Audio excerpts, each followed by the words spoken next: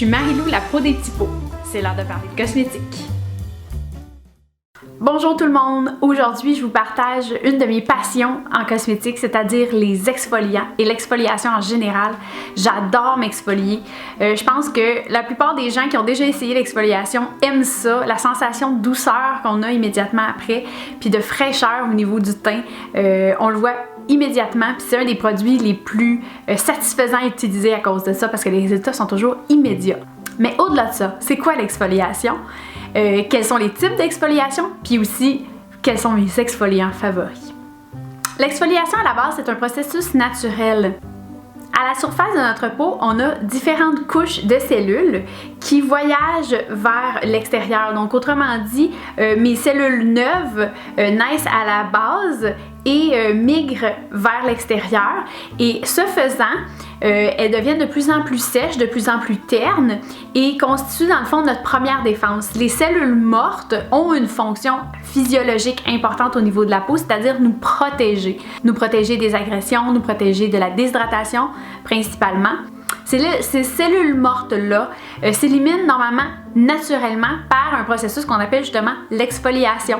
En fait, le renouvellement cellulaire, dans le fond, se fait sur 28 jours chez une personne jeune. Et les cellules, dans le fond, évoluent, comme je vous l'ai dit, de la cellule neuve à la cellule morte. Et au bout de sa vie, la cellule, dans le fond, va tomber d'elle-même. Le problème survient quand, premièrement, on vieillit, parce que le renouvellement cellulaire ralentit, donc les couches de cellules mortes ont tendance à s'accumuler, étant donné que le renouvellement cellulaire est plus long. On va aller jusqu'à une 50aine de jours là, quand on est vraiment mature. Donc, déjà, quand on vieillit un peu, on va ressentir le besoin de s'exfolier davantage. Et aussi chez les peaux grasses, il y a un phénomène qui fait en sorte que les cellules se reproduisent plus vite. Donc encore une fois, il y a une accumulation de cellules mortes et c'est ce qui fait qu'on va avoir des boutons, entre autres, et que le teint va avoir l'air plus asphyxié. Les exfoliants entrent en ligne de compte à ce moment-ci quand on a besoin d'accélérer ou de renforcer l'exfoliation naturelle de notre peau. Notre peau devient plus terne, plus sèche, plus rugueuse au toucher, on a besoin d'un exfoliant. Il y a 3 grandes familles d'exfoliants. Il y a les exfoliants mécaniques. Les exfoliants mécaniques, c'est les plus connus. Dans le fond, c'est lorsqu'on passe quelque chose de rugueux sur le corps ou le visage pour éliminer cette sensation rugueuse-là, et éliminer justement les peaux mortes à la surface de la peau. Fait qu'il y a différents procédés. Pendant longtemps, on a utilisé des éclats de noix ou de noyaux qu'on broyait puis qu'on mettait dans des différentes bases de crème ou de gel pour le passer sur le corps et éliminer les peaux mortes. Il y a eu une mode, et en ce moment, ça a très mauvaise presse, de faire des petits éclats de plastique, dans le fond, le polyéthylène, qu'on va retrouver là, sous forme de petites billes dans la majorité des exfoliants sur le marché, malheureusement. Ces billes-là sont nocives pour les animaux. Ça se retrouve évidemment dans les lacs, les océans. Étant donné que tout ça se retrouve dans le drain, bon ben, veut pas, tout ça se retrouve à la mer. Et c'est très nocif, là, dans le fond, pour les écosystèmes et les animaux. Donc ça, mis à part, il reste des très belles alternatives. Notamment, moi, un de mes exfoliants favoris pour le visage est celui de Jouvence, qui utilise des microbilles de bambou. Donc ici, rien de nocif pour l'environnement. Et totalement biodégradable, puis ça va avoir comme effet une exfoliation vraiment en douceur, étant donné que la forme est ronde, mais quand même très efficace. Je l'aime beaucoup. Et sinon, il y a tous les exfoliants, évidemment, à base de sel ou de sucre. Mes favoris viennent sans doute de Lush. J'aime beaucoup Sel Océanique, qui est bon pour le visage et le corps et qui, évidemment, comme le nom le dit, utilise du sel de mer pour exfolier. Et également leur petit exfoliant pour les lèvres qui contient pour sa part du sucre. C'est très agréable à utiliser en même temps parce qu'on se lèche les lèvres après ça.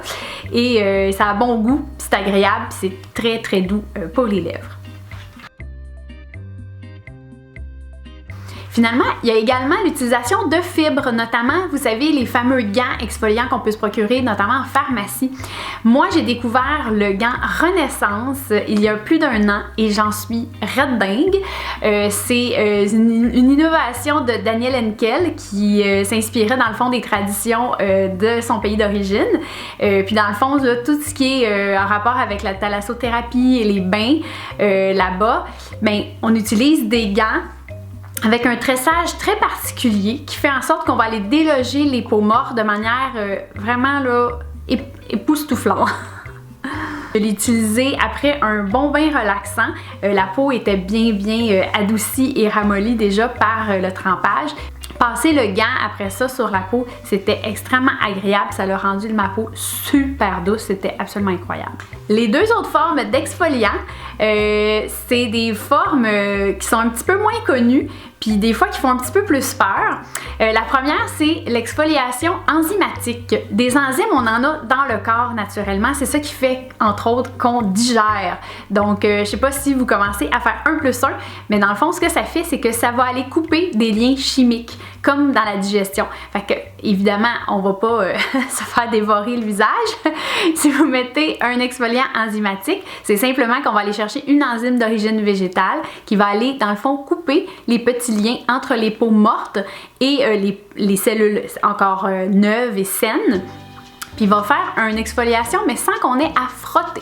Donc, pour des peaux plus sensibles, l'exfoliation enzymatique est très intéressante parce que l'exfoliant mécanique, dans le fond, là, celui qu'on utilise des grains, il peut être irritant pour certaines peaux, mais les peaux très sensibles peuvent bénéficier d'un gommage très doux avec notamment l'exfoliation enzymatique.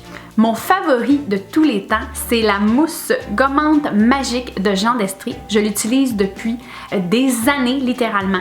C'est un genre de produit qui est très simple, très facile, très agréable à utiliser. On le met simplement 2 minutes à chaque matin.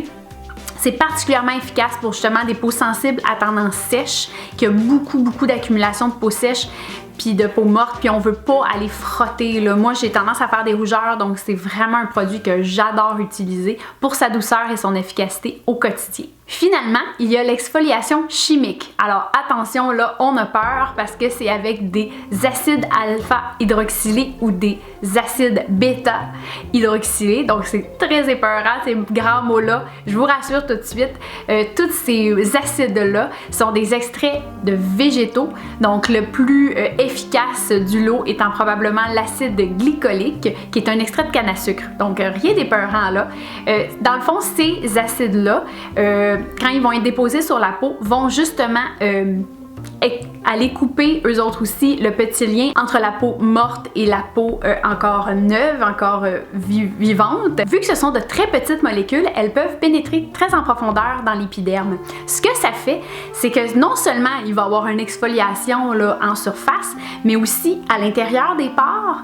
Donc ça va réduire la taille des pores et ça va aussi créer un renouvellement cellulaire. Vu que ça va être une exfoliation plus profonde, les cellules vont avoir tendance à accélérer, si on veut, leur renouvellement. Et ce que ça fait, c'est que ça va donner à la peau un aspect plus jeune, rajeuni et plus lisse. Donc, des exfoliants comme par exemple mon favori, le peeling chimique de Neostrata, qui contient 20% d'AHA, va vraiment créer un aspect rajeuni à la peau, puis un éclat tellement frais, c'est fou. Ça va réduire les rides et ça va réduire aussi l'apparence des cicatrices d'acné. Donc, vous voyez l'efficacité, on va vraiment au-delà de la simple action adoucissante et qui donne de l'éclat à la peau.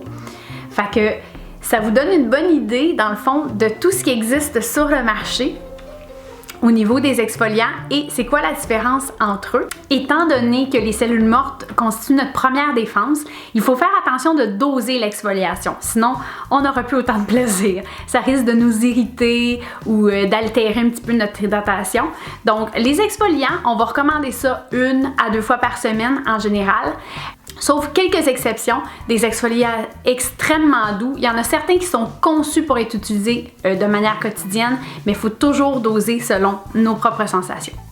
Donc en somme, s'exfolier, ça donne un beau teint, ça fait en sorte que les crèmes pénètrent mieux dans la peau, donc sont plus performantes, la peau est plus douce, plus éclatante, mais aussi certains peuvent même réduire l'apparence des rides et des cicatrices. Les exfoliants, c'est vraiment mes meilleurs amis pour avoir un teint éclatant et en santé, puis d'aspect encore plus jeune.